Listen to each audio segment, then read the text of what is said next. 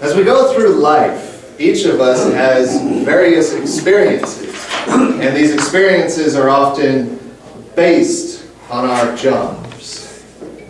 And when we introduce ourselves, we often tell what our jobs are.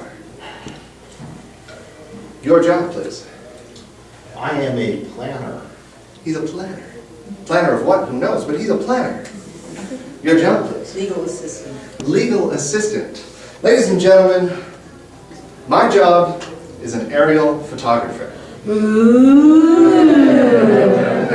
it's nothing to be excited over. Let me tell you something about my job. Mr. Toastmaster, fellow Toastmasters, as an aerial photographer, I am stuck in an airplane all day long. And we've all experienced our own personal airplane stories, but let me tell you some of mine. First off, when I get to the hangar, you're all familiar with TSA, the little white gloves and the scanner and don't move. Well, we work for the state, and as such, we don't have any of those high-tech devices. What we do have, though, is a giant cardboard cutout door that you walk through, and the pilot goes, boop, boop. What do you got on you? Nothing. You sure? Yeah. Try it again. Boop, boop. Oh. We're going to have to look into this. It's interesting, to say the least, when you have your pilot put on the white glove. Now, the pilot, when you prepare for these excursions, which they can often be, is often like going on vacation with your dad. We all remember doing that, right? You bring your luggage to the car, you set it down so Dad can pack it into the car, and Dad goes, "You don't need that, you don't need that." The pilot does the very same thing. That's the camera, you don't need that. These are the wings, you don't need that. Trust me, it gets a little worried when he just starts throwing things away. Now, my job is not that glamorous. It really isn't. Think of a sardine can with wings, because that's what we fly in, is a sardine can with wings. Our plane was built in 1967. My parents were 7 years old then. How comforting is that for me? It's not very comforting, let me tell you. Now, our pilot, he comes from a commercial background. So when he gets into the cockpit, even though you're in a sardine can, and he can look over his shoulder and talk to you, he insists on going, "Yeah, this is your captain speaking. Welcome aboard flight 1. Traveling from here to there.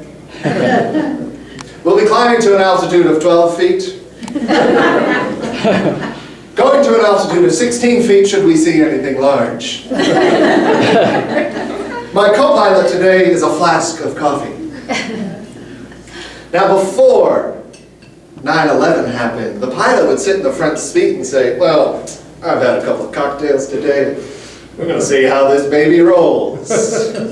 But shortly after 9/11, everybody got a little unnerved.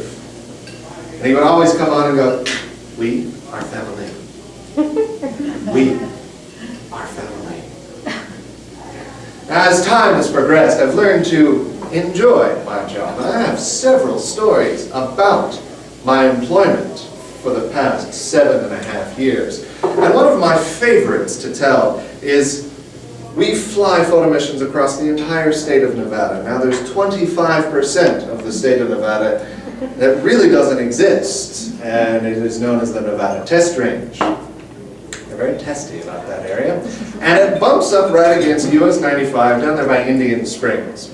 And we were flying a photo mission down there one day, and 3 of our exposures, planned exposures at an altitude of about 12,000 feet, went into the restricted area, but not that far into it. I mean, it's nothing to get excited about. We couldn't see anything, but the pilot and myself, and our infinite gung-ho wisdom, if you ever know a pilot, trust me, they make crazy look sane.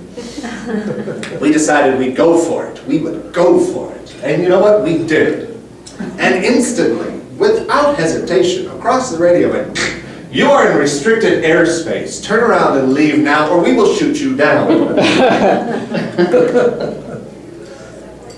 What do you think, Joe? Should we turn around? Yeah, we got 2 pictures left. We'll be fine. That's what I was thinking too.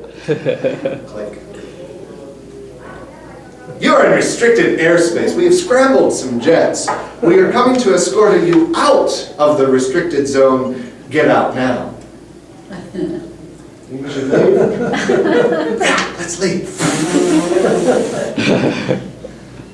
And that very same day, the Air Force likes to play Air Force games. They throw planes in the air and they practice shooting one another down. They do it with F-15s, F-16s, Chinese MiGs, F-22 Raptors. And once again, we're down in Vegas. We fly down there a lot, by the way. And we're just north of Nellis Air Force Base on I-15 as it's heading towards Mesquite. And we have a photo mission of about 20 pictures. I mean, these 20 pictures would literally take us click, click, click, not that long. Air Force was running their Air Force games that day. And sure enough, we circled, and we circled, and we circled. We circled for about an hour, waiting for these Air Force games to end. And finally, out of nowhere, and the pilot and myself got giddy as schoolgirls when this happened, a couple of F-15s just poof, right past us, followed by 16s, 22s, and we're just sitting there going,